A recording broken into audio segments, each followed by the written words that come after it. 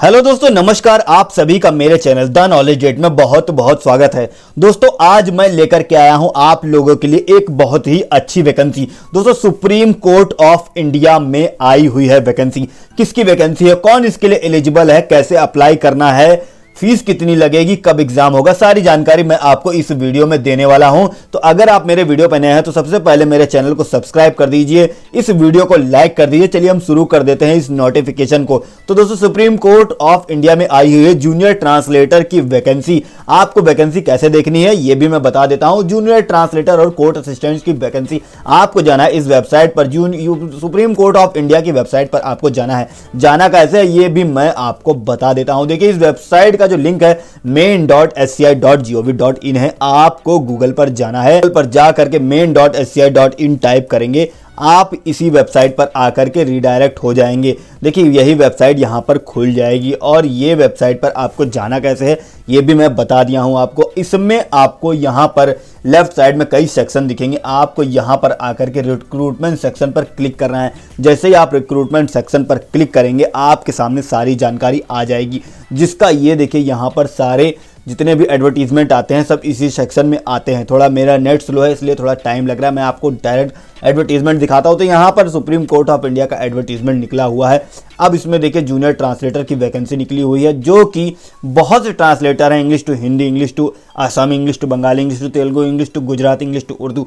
तो इस तरीके के 14 पोस्ट कुल मिला 14 टाइप की पोस्ट है सिर्फ जूनियर ट्रांसलेटर की, जिसमें पोस्ट की संख्या उसके सामने लिखी हुई है। उसके बाद में हम आते हैं क्वालिफिकेशन जो आपकी होनी चाहिए court assistant x cadre junior translator की। उसके लिए आपके पास बैचलर डिग्री होनी चाहिए और ग्रेजुएशन आपका इंग्लिश एंड हिंदी सब्जेक्ट के तौर पे आपके जरूरी होने चाहिए। साथ ही साथ आपके पास डिप्लोमा सर्टिफिकेट कोर्स होना चाहिए, translation from English to Hindi और हिंदी से इंग्लिश। तो दोस्तों, क्वालिफिकेशन यहाँ पर कोई बहुत ज़्यादा टफ नहीं है। बैचलर डिग्री आपके पास होनी चाहिए और डिप्लोमा होना चाहिए, यानी कि डिप्लोमा सर्टिफिकेट होना चाहिए ट्रांसलेशन का, जो कि यूजीसी से अप्रूव्ड हो, या फिर 2 साल एक्सपीरियंस हो ट्रांसलेशन हिंदी से इंग्लिश में या इंग्लिश से हिंदी में, किसी government office, parliament, state legislature, secretariat, कहीं का आपके पास एक्सपीरियंस हो विद स्टेपुलेटेड फॉर्मेट सर्टिफिकेट, यानी कि सर्टिफिकेट नहीं है तो आप नहीं दे सकते हैं। प्रोफेंसी आपकी कंप्यूटर में होनी चाहिए, अच्छी नॉलेज होनी चाहिए। ये थी जानकारी आपकी एक्स कैडर जूनियर ट्रांसलेटर की।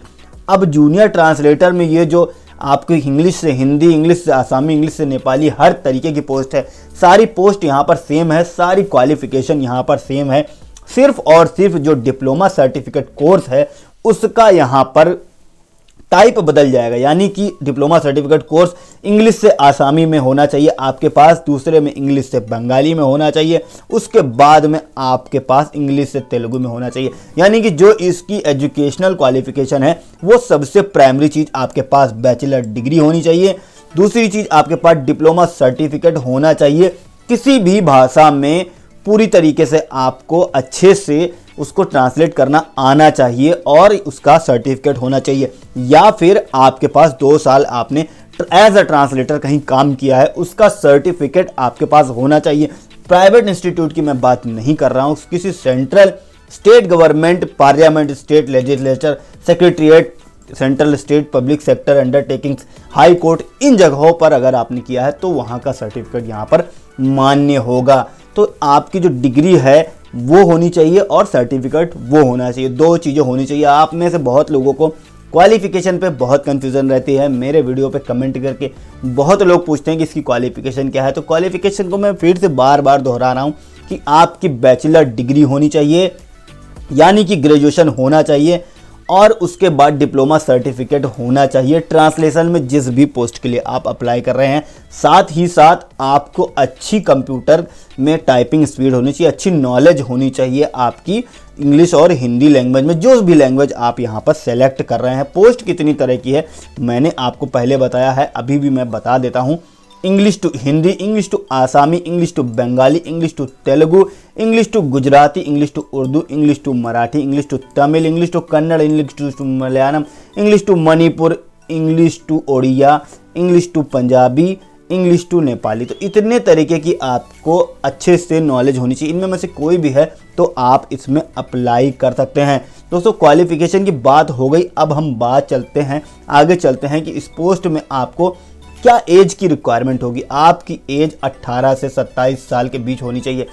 एज का रिलैक्सेशन गवर्नमेंट रूल के अकॉर्डिंग आपको मिलेगा, यानी SC ST OBC economically weaker section को जो भी मिलता आया है एज में रिलैक्सेशन वो मिलेगा, कोई नया नियम नहीं है।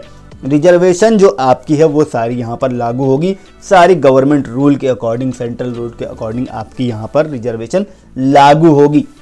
रिटर्न टेस्ट कैसा होगा ये भी मैं आपको बताता हूँ। देखिए रिटर्न टेस्ट जो जूनियर ट्रांसलेटर का है, आपको देखिए रिटर्न टेस्ट जनरल इंग्लिश का होगा और आपकी जो भी लैंग्वेज आपने सेलेक्ट करी है उसका आपका ये रिटर्न टेस्ट होगा। कैसे होगा ये भी मैं बताता हूँ। टोटल मिला करके आपका 150 मार्क्स का होगा, यानी 150 मार्क्स का होगा। जनरल इंग्लिश के 30 क्वेश्चन होंगे और आपका ट्रांसलेशन के यहाँ पर 120 क्वेश्चन होंगे। दोनों ही लैंग्वेज के वाइज वर्सा आपका ये होगा 120 क्वेश्चन। तो कुल मिला करके यहाँ 150 क्वेश्चन हो गए। 60% मिनिमम क्वालिफाइंग मार्क्स है, यानी कि 60% आपको लाना पड़ेगा। दूसरी चीज़ आपका टाइपिंग टेस्ट होगा। टाइपिंग टेस्ट कैसा होगा ये भी मैं बता देता हूँ। 35 वर्ड पर मिनट आपको इंग्लिश में चाहिए और 25 वर्ड पर मिनट जो भी लैंग्वेज में आप ट्रांसलेशन कर रहे हैं उसमें आपको चाहिए। तो यहाँ पर आपकी जो टाइपिंग है वो भी अच्छी होनी चाहिए, जिसके 20 मार्क्स हैं और इसमें भी 60% आपको लाना जरूरी है। तो ये थी जानकारी कि रिटर्न यानी कि इसका जो एग्जामिनेशन होगा वो कैसे होगे। तो आपको जो इसके मिनिमम क्वालिफाइंग मार्क्स तो लाना ही लाना है, उसके ऊपर भी आपको मार्क्स ऑक्यूपाई करने की कोशिश करनी है। आपको कैसे फॉर्म भरना है, क्या करना है आगे वो भी मैं बता देता हूं। सबसे पहले आप जान लीजिए कि कब तक आप फॉर्म भर सकते हैं। तो 15 फरवरी से ये रजिस्ट्रेशन शुरू हो गया है, 13 मार्च तक ये रजिस्ट्रेशन चलेगा। आपको फॉर्म कैसे भरना है इसका भी मैं अलग से वीडियो बना करके इस वीडियो के डिस्क्रिप्शन में लिंक डाल दूंगा। आप जा करके वहाँ फॉर्म कैसे भरना है ये भी वहाँ पर आप देख पाएंगे। फिलहाल हम इस वीडियो में यही बात करते हैं कि इसमें क्या क्या एलिजिबिलिटी है, क्या क्या ज़रूरी चीज़ें हैं। जो सबसे प्राइमरी चीज़ है वो यही चीज़ है, ये जानना आपको बहुत ज़रूरी है। अब देखिए फॉर्म कैसे भरना है ये भी मैं आपको दूसरे वीडियो में बताऊंगा।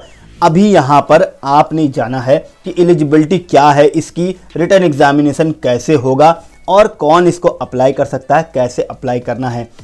वीडियो के डिस्क्रिप्शन में एक लिंक आया है, आप उस लिंक पर जा करके ये देखिए कि इसको अप्लाई कैसे करना है। वीडियो कैसा लगा है वीडियो पे कमेंट करके हमें ज़रूर बताइए।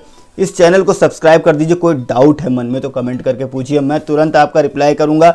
हमारे चैनल को इसी तरीके से जॉब की नोटिफिकेशन के लिए सबसे पहले आप यहाँ पर सब्सक्राइब कर दीजिए, बेल आइकन का बटन प्रेस कर दीजिए। नॉलेज डेट इसी तरीके से आपके लिए सारी जानकारी सबसे पहले ले करके आता रहेगा।